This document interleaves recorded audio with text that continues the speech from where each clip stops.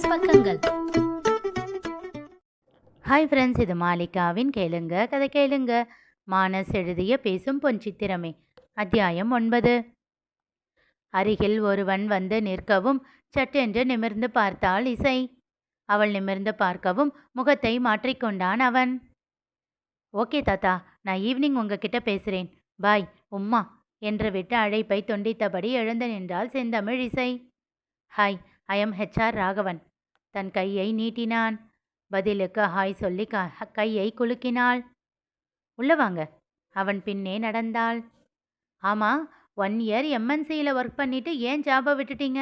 அங்கே ஜாப் கிடைக்கிறது கஷ்டம். அது மட்டும் இல்லாமல் அங்கே ஃப்யூச்சர், நல்ல பேமெண்ட் எல்லாமே கேரண்டி இல்லையா? என் கிரகம் என்று முணுமுணுத்தாள். அது அவன் காதில் விழுந்தும் விழாதது போல் சிரிப்பை அடக்கி கொண்டு, என்ன சொன்னீங்க என்றான்.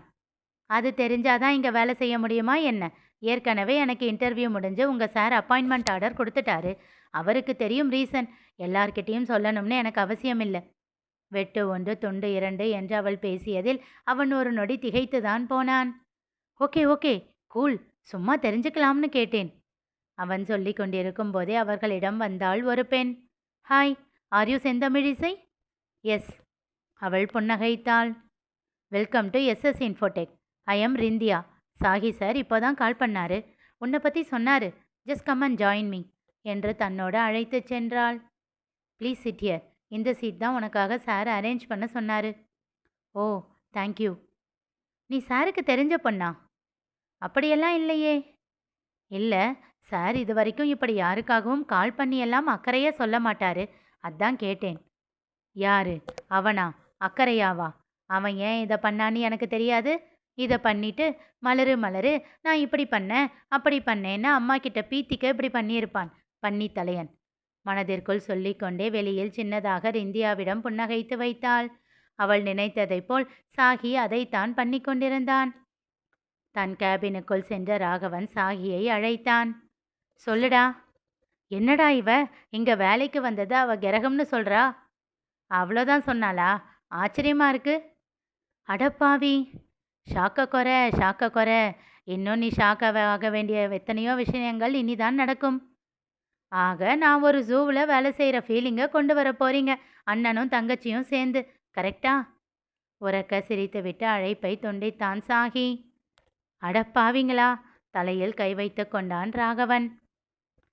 சிவலிங்கத்தை அழைத்தான் சாகித்யன். ஹலோ, நல்லா இருக்கியா சாகி? இருக்கேன் தாத்தா. சொல்லுப்பா, என்ன விஷயம்? நீங்கள் எனக்கு கால் பண்ணுவீங்கன்னு நினச்சேன் தாத்தா. எதுக்கு? உனக்கு எதுவும் பர்த்டேவா? இல்லையே, இன்னும் 2 மாதம் இருக்கே. விரக்தியாக புன்னகைத்தான் சாகி.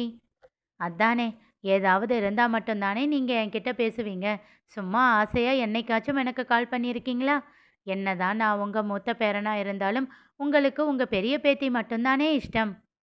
அப்படியெல்லாம் இல்லை கண்ணா, எனக்கு எல்லாரும் ஒன்று தான். அவள் இங்கேயே என் கண்ணு முன்னாடியே வளர்ந்த பொண்ணு. அதனால் அவளை பற்றி கொஞ்சம் அதிகமாக தெரியும், அவ்வளோதான். அவன் அமைதியாக இருந்தான். அவனுக்கு தெரியும், அவர் இல்லை என்று சொன்னாலும் உண்மை அதுதான் என்று.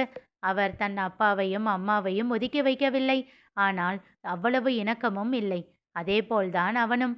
பாசம் இருக்கிறது, ஆனால் கொள்ளை, ஆசை, இஷ்டம் எல்லாம் இசையின் மேல்தான். ஏன், ஆழினி கூட 2வது தான். அவனால் அதைத்தான் ஏற்றுக்கொள்ளவே முடியவில்லை. ஆழினி இப்படி அவருக்கு செல்லமாக இருந்திருந்தால் கூட ஏற்றுக்கொண்டிருந்திருப்பான். ஆனால் அவனுடைய முதல் எதிரியான இசை இந்த ஒரு விஷயத்தில் மட்டும் எப்பொழுதும் ஜெயிப்பாள். குடும்பத்தில் எல்லோரின் அன்பையும் சம்பாதித்து ஏதேனும் ஒரு தருணத்திலாவது அவளை விட தனக்கு முக்கியத்துவம் தரும்படி செய்து விடுபவனால் சிவலிங்கத்தை மட்டும் அசைக்கவே முடியவில்லை. சரி சொல்லு கண்ணா, என்ன விஷயம்? இசையை பத்திரமா பார்த்துக்க சொல்லி என்கிட்ட சொல்லுவீங்கன்னு நினச்சேன் தாத்தா, மெல்லிய குரலில் கூறினான். சின்னதாக சிரித்தார் அவர். சரி கண்ணா, பார்த்துக்கோ. எதுக்கு தாத்தா சிரிக்கிறீங்க?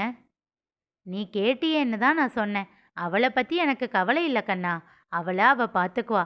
இன்னும் சொல்லப்போனால் அவள் உனக்கு பிஸ்னஸில் உதவியாக இருப்பா. உன் ஆஃபீஸில் ஏதாச்சும் பிரச்சனை இருந்தாலும் அதை சரி பண்ணிடுவா, சரியா? பெருமையாக அவர் கூற அவனுக்கோ பற்றி எரிந்தது. ஆனால் அவர் சொல்வதுதான் உண்மை என்பது போல் அந்த அலுவலகத்தில் அமர்ந்த அரை மணி நேரத்திலேயே ஒரு சிறிய விஷயத்தை கண்டுபிடித்து விட்டாள் இசை. அது என்ன தெரிந்து கொள்ள தொடர்ந்து கேளுங்க, கதை கேளுங்க. மீண்டும் சந்திப்போம்.